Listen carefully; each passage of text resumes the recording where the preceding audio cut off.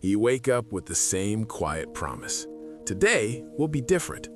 You feel it before you open your eyes, that familiar mix of intention and hesitation. You know what you should do. You even know how to do it. And still, you wait. You scroll for a minute, then another. You tell yourself you're easing into the day. But deep down, you know what this is. It's delay.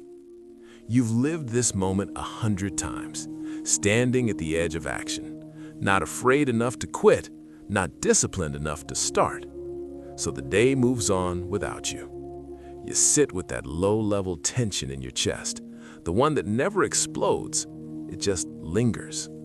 You try to ignore it. You distract yourself. You stay busy doing things that don't matter. And the worst part isn't that nothing changes. It's that you're aware of it.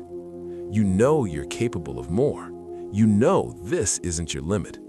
And that awareness turns into something heavier over time. Confusion turns into frustration.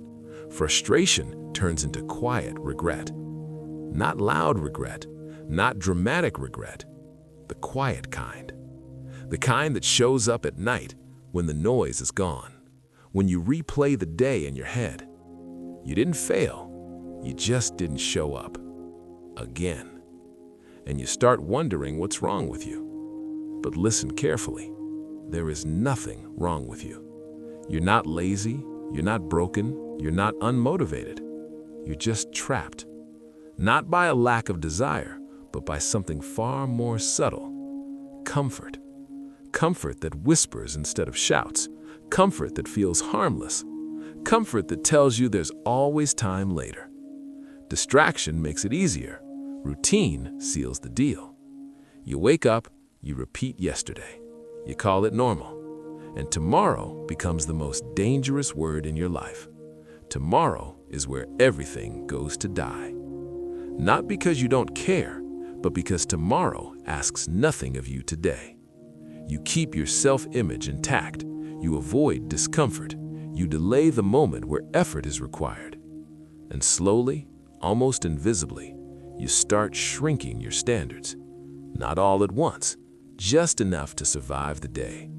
You tell yourself you'll push harder later, be more disciplined when life is calmer, more focused when you feel ready.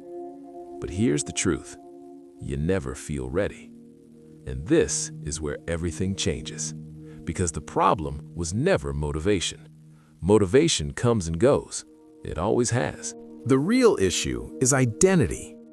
Right now, you're living as someone who negotiates with himself, someone who waits to feel like it, someone who treats effort as optional. And every time you break a promise to yourself, you reinforce that identity. Not consciously, but deeply. You start to trust yourself less. You hesitate more. You rely on mood instead of commitment. And discipline starts to feel heavy. But discipline isn't punishment. Discipline is self-respect. It's the moment you decide that how you feel no longer outranks who you want to be. Discipline is choosing once, so you don't have to keep choosing again. It's control, not over the world, over yourself. And that control creates freedom. Freedom from hesitation, freedom from mental noise, freedom from constantly starting over.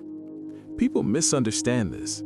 They think discipline is rigid, cold, restrictive.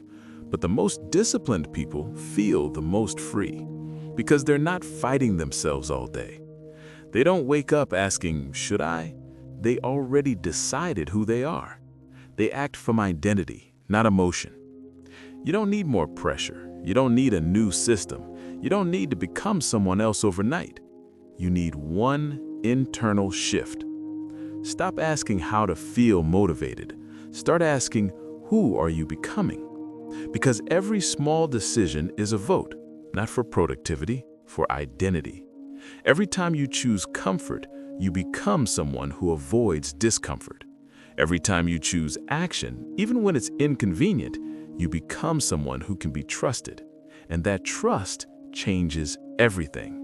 You move differently. You think differently. You carry yourself with quiet certainty. Not because life gets easier, but because you stop running from the hard parts. Discipline doesn't remove struggle, it removes doubt. It removes the daily argument in your head. It simplifies life. You stop chasing intensity. You stop waiting for the perfect mood. You show up because that's who you are now. And here's the uncomfortable part. No one will force this change on you.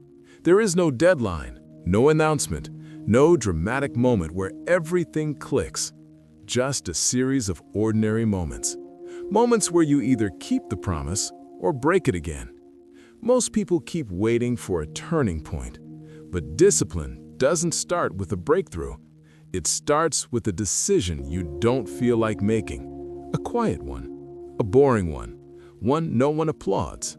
That's why it works. So here you are, at the same edge you've stood on before. You can return to comfort. Tell yourself you'll try again tomorrow. Or you can choose differently.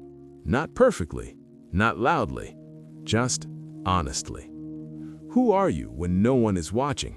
And who do you want to become starting today?